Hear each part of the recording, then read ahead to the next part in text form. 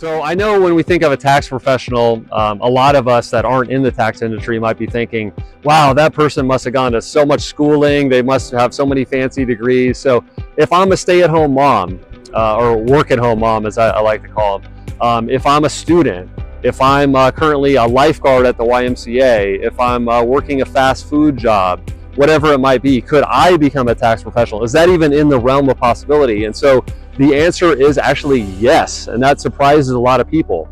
The reality is that if you are age 18 and you are a US citizen, you have just as much ability to become a tax professional as anybody else out there, and you can actually get the same credential, the same registration that somebody that works at one of the major tax companies has, okay? And so that's something that a lot of people do not know.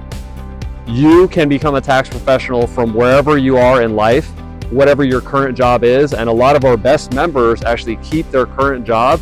They become a tax professional, build their business on the side, and then when the time is right, they go ahead and retire that other job and go full-time as a tax professional. And even, I should point out, if you're not a US citizen, there are some different ways that even you could possibly become a tax professional, but that goes a little beyond the scope of this video, but just do keep that in mind.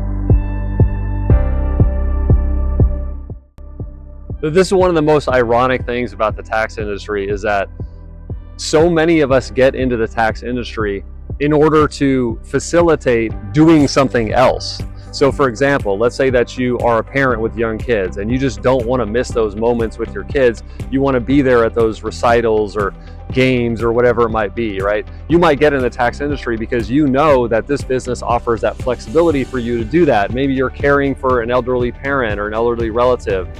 Maybe you like to play golf, right? Or you have a hobby that you're very passionate about. And so the tax industry is one of the last businesses where you have an extreme amount of flexibility. Now, I should say, in order to accommodate that flexibility or really to make that flexibility possible, you have to get really good at a couple things. You have to get really good at communication. So you have to be able to communicate to clients, to your employer, effectively about the flexibility that you need, and be able to maintain that communication with both your potential employer as well as your clients to make sure that your flexibility doesn't mess up other people. And secondly, on that point, you have to get good at meeting deadlines. So if you are having your flexibility and your desire to, do whatever you want to do in your life, that's causing people to miss tax deadlines and get penalties and interest and all those kinds of things, that's a big no-no. And so like everything in life, if we want something, if we want that flexibility, we have a certain price to pay. And so really practice on your communication, both with clients and with your employers if you have one.